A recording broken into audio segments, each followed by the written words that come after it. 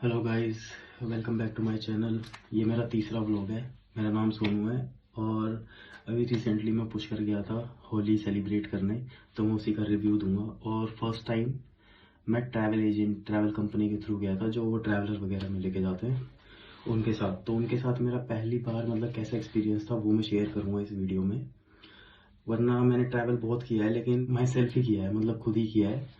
By road, bye अपनी car, by self drive, इन सब चीज़ों में मैंने ट्रैवल किया है और दोस्तों के साथ किया है।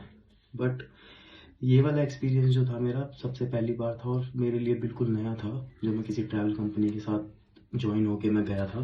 इन ट्रैवल कंपनीज के साथ ट्रैवल करने का क्या फ़ायदा है और क्या नुकसान है। आप सेल्फ जाते हो तो आपके क्या फ़ायदे नुकसान होते हैं, और अगर आप ये ट्रैवल कंपनीज के थ्रू ग्रुप में ट्रैवल करते हो तो इनके साथ क्या फ़ायदे क्या नुकसान है वो मैं शेयर करूँ। यार देखो, सबसे पहली बात फ़ायदे मैं बता देता हूँ आपको। फ़ायदे कुछ ज़्यादा नहीं है, 2-3 फ़ायदे हैं ऐसे ट्रैवल कंपनीज और ऐसे ग्रुप के साथ ट्रैवल करने के। पहला फ़ायदा ये है कि आपको अकेला फील नहीं होता। आप ग्रुप में जाते हो, आपके नए नए दोस्त बन जाते हैं, नए नए लोग आपको मिलते हैं अलग अलग तरीके के, तो आपकी एक बॉन्डिंग सी बन जाती है, नए नए लोग मिल जाते हैं आपको।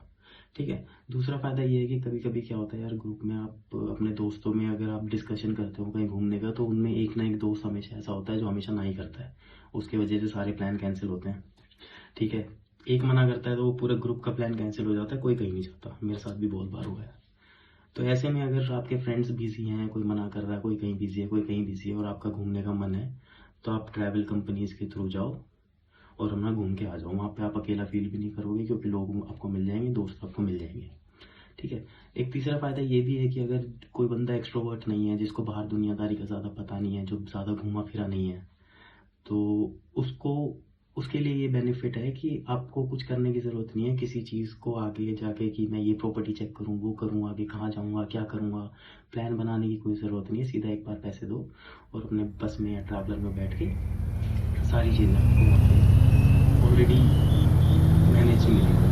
मुझे कुछ करना है आपको, जो भी साइट सीइंग जो भी चीज़ें करनी है, जहाँ जाना है, आपको सब मैनेज मिलेगी। कुछ करने की ज़रूरत नहीं है। तो ऐसे लोगों के लिए ट्रैवल कंपनीज बेस्ट है। नुकसान मैं बता देता हूँ। नुकसान ये है कि अगर आपके ड्राइवर से आपकी एंगेजमेंट सही नहीं है, आपके टीम लीडर से या लेकिन कोई ऑफिस का मीटिंग या कुछ किसी और ट्रैवल कंपनी के साथ मीटिंग हो रहा है, जो कि आपको नहीं पता है, तो आपका जो सामान है वो सारा का सारा खराब हो जाता है। तो ये भी नुकसान है कि आपको ऐसी चीज़ें ना हो जो सामान खराब हो जाए। आप ट्रैवल कंपनी में आपका एक हफ्ते का ऑलमोस्ट बन जाएगा। क्यों बन जाएगा? क्योंकि यार आप 30-40 लोग हो, बस में ट्रैवल कर रहे हो। ठीक है। बस बार बार रुकती रहती है, ड्राइवर अपनी लिमिट में बस चलाता है, धीरे तेज, एसी अपनी मर्जी से कभी चलाता है, कभी बंद कर देता है, डीजल बचाते हैं। इनकी वजह से कभी कभी इरिटेशन होने लग जाती है कि यार बस बार बार रुक रही है। ठीक है, 15 मिनट के लिए रुकी है, आधे घंटे के लिए रुकी है, तो वही फिर धीरे धीरे ना ट्रैवल आपका आधे घंटे का, 15 घंटे का कम हो जाता है ऑलमोस्ट, या बढ़ता चला जाता है। ये भी दिक्कत है। ठीक है। और दिक्कत ये है कि जैसे मेरे साथ पर्सनली जो हुआ था, मैं अपना शेयर बता देता हूँ, अपनी पर्सनल एक्सपीरियंस शेयर कर देता हूँ। वहाँ पे रात को 10 बजे का टाइम था, हम निकले 12 बजे। ठीक है। लोग आए हैं, कोई लेट आया है, कोई कैसे है, कोई कैसे है, मैनेज करके लगभग 2 घंटे तो लग जाते हैं। आप बैठे रहो बस में, 2 घंटे बैठे रहो, चले जाओ चले जाओ। उसके बाद वहाँ पहुँचने के बाद उनका आइटनरी में भी था कि आपको यहाँ पहुँचने के बाद आपको ये साइट सीइंग कराएंगे, वो साइट सीइंग कराएंगे। तो यार वहाँ पे सुबह पहुँचे, 8 घंटे का ट्रैवल ऑलमोस्ट 12 घंटे का हो चुका था पहले ही। 12-13 घंटे का, 13 घंटे वो बस में यार अनकंफर्टेबली बंदा जा रहा है, तो उसको रेस्ट चाहिए होता है, राइट। तो उन्होंने क्या किया कि रेस्ट करवाने के बजाय उन्होंने कहा कि आप साइट सीइंग देखो, मंदिर वंदिर, ये जो भी चीज़ें हैं, मंदिर वगैरह, ये सब आप घूम लो। लेकिन यार जिसको नहीं घूमने का मन है भाई, वो उसको चेक इन तो करा दो कम से कम, वो होटल में रेस्ट करे जाके। बट नहीं, वही है कि ग्रुप ट्रैवल है तो आपको ग्रुप के साथ साइट सीन्स भी देखना है ज़बरदस्ती। अब सब लोग चले जाते हैं, बस बंद हो जाती है, एसी बंद हो जाता है, तो आपको ज़बरदस्ती बाहर भी जाना पड़ेगा। आप बस में भी रेस्ट नहीं कर सकते हो, गर्मी लगेगी। तो ये सब चीज़ें बड़ी इरिटेटिंग थी। मैं तो बहुत इरिटेट हो गया था, बट हाँ उसके बाद ये चीज़ें ठीक हो गई थी। अपनी कार में ये फ़ायदा है कि भाई आपका जब मन कर रहा है रुको, नहीं मन कर रहा मत रुको। जहाँ होटल में जाना है होटल में जाओ, साइट सीन देखना है साइट सीन देखो, आपको फ्रीडम रहती है पूरी। वहाँ पे आपको फ्रीडम की थोड़ी दिक्कत रहती है, फ्रीडम नहीं होती, आपको एक ग्रुप के साथ मैनेज करके चलना पड़ता है।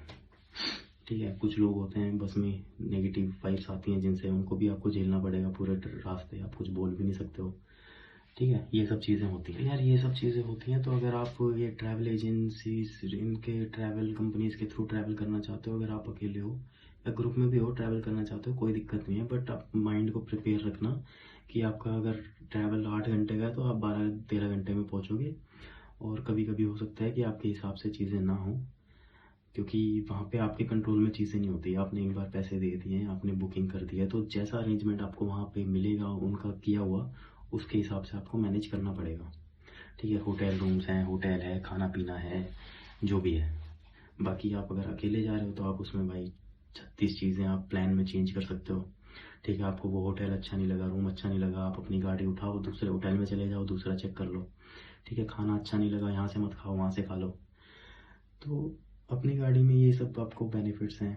ठीक है, अपनी गाड़ी में आप 8 घंटे का ट्रैवल है तो आप 7 घंटे में भी कवर कर सकते हो, अगर आप चाहो तो, लेट हो रहे हो तो, या फिर आपको जल्दी जाना है तो।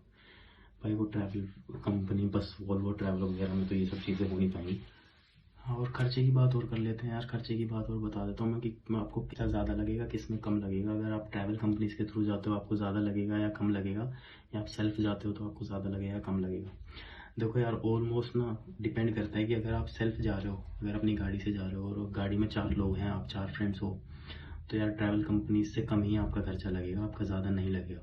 बट हाँ, अगर आप सोलो ट्रैवल कर रहे हो और गाड़ी में जा रहे हो तो यार वो खर्चा ऑटोमेटिकली, डीजल पेट्रोल जो होगा वो आपको अकेले भरवाना पड़ेगा, होटल का आपको अकेले देना पड़ेगा, तो उससे फ़र्क पड़ता है। अगर आप गाड़ी से 3-4-5 लोग जा रहे हो, अपने दोस्त जा रहे हो, तो आपका खर्चा इतना नहीं लगता। ट्रैवल कंपनी में ये होता है कि आपको एक बंदे के हिसाब से पेमेंट करनी पड़ती है। अगर आप अकेले जा रहे हो, सपोज़ आपको 10,000 देने हैं, तो अगर 4 बंदे जा रहे हो तो 40,000 हो गए। वहीं पे आप अगर 4 बंदे अपनी गाड़ी में जा रहे हो तो कहाँ 40,000 लगेंगे, नहीं लगेंगे। तो वही बात है। बाकी मैं अभी ट्रैवल कंपनीज के थ्रू जो पुश कर गया था, मेरा खर्चा 9-10 हज़ार के आसपास हुआ था। तो इतना मतलब ज़्यादा नहीं है, ठीक है, इतना लग ही जाता है। जिस हिसाब से आपकी प्रॉपर्टीज़ होती हैं, जिस हिसाब से खाना होता है, उस हिसाब से प्राइस होता है। तो मेरे को वर्थ लगा, ऐसी कोई बात नहीं थी कि एक्सपेंसिव था या कम था, बिल्कुल वर्थ था। और ऊपर से होली का फेस्टिवल था, तो इस वजह से भी चीज़ें थोड़ी सी एक्सपेंसिव हो जाती हैं। मैं दिल्ली से गया था, तो दिल्ली से 8-9 घंटे का रास्ता है। बाकी मेरा एक्सपीरियंस ठीक था भाई, जो दिक्कतें थी, जो स्ट्रगल था, वो मैंने आपसे शेयर कर दिया। बाकी इतना बड़ा कोई स्ट्रगल नहीं था जो कोई बंदा झेल ना पाए। के लिए इतना ही गाइस। अगर मेरी वीडियो ठीक ठाक लगती हो, अभी यार न्यू न्यू हूँ, तो थोड़ा लाइक वाइक कर देना, नहीं तो कोई बात नहीं। Thank you.